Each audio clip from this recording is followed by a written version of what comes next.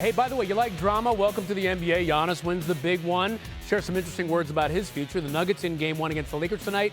And trouble in the bubble for Boston. Oh, man, no sleep in the bubble. Late night for Brad Stevens trying to figure things out with his top stars as the Celtics were in meltdown mode following another collapse against the Heat. It's a developing story we're following late in Game 2 of the Eastern Conference Finals against the Heat. Jimmy Butler's steal of a Marcus Smart inbounds pass led to a layup for a 7-point Miami lead. It was one of 20 turnovers for Boston as they lost by 5.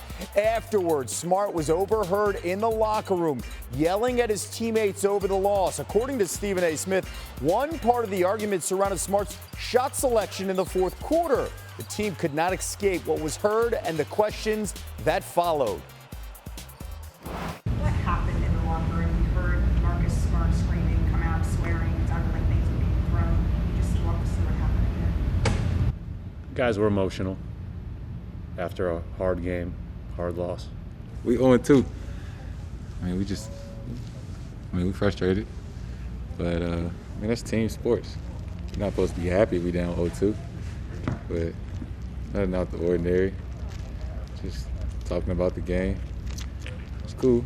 Gotta get ready for the next one. A lot of emotions is flying around. Obviously, we feel like we could have won, should have won, and we didn't.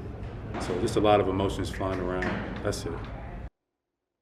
As for more details, Adrian Wojnarowski tweeting out ESPN sources. Brad Stevens had a late-night Thursday meeting with the Celtics leaders, that is Kemba, Tatum, Jaylen Brown, and Marcus Smart to work through emotions of the post-game 2 locker room. A lot of yelling in the locker room, but nothing escalated to a physical confrontation.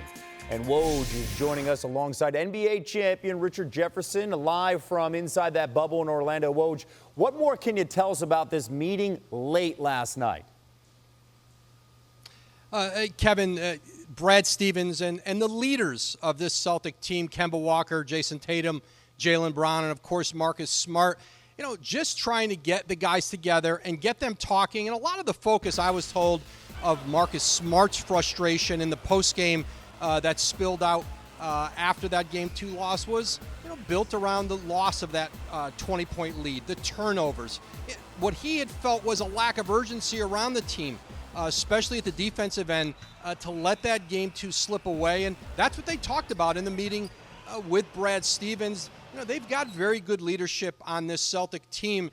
And listen, after 3 months in the bubble and in a series where, they know they let one slip away, it is not surprising that things could get that emotional. And one other thing I'm told the Celtics were talking about, the very possibility and perhaps even likelihood that they'll get Gordon Hayward back Saturday night for Game 3, and to make sure that they're all on the same page to integrate Gordon Hayward back in here in a game that is obviously a must-win for the Celtics and trying to get to the NBA Finals. That is the news that's coming in today. He's upgraded to questionable. That is Hayward for Game 3. RJ, let's bring you in. 17 seasons in the league.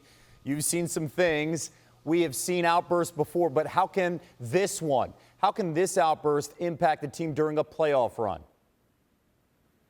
Well, this is the funny thing about when you look at the Boston Celtics. This didn't start over these last 2 games. They didn't really finish out the Toronto Raptors the proper way. So they've lost 3 of their last 4 games. So this tension wasn't just building from last night's performance or the game before. It's been building for a while right now. They're not playing the type of basketball that they need to win a championship. And so that's what the discussions were about. And you know this. Everyone's going to get fired up. And I guarantee you there is 100% thing that is true, that these teams are going to have more of these quote-unquote incidences, whether it's personal meetings with coaches, whether it's fired up video sessions. You're fighting for your basketball lives. So there's going to be a level of intensity that probably most people aren't used to. Yeah, and to Woj's point, there's a uniqueness here, too. You've been inside a bubble for 3 months. You don't get the chance to go home and release some of that energy. You got to stay back in the hotel, and you see your team once again. Game 3 tomorrow night, 8:30 Eastern on ESPN. Woj, RJ,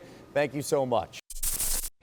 Thanks for watching ESPN on YouTube. For live streaming sports and premium content, subscribe to ESPN+.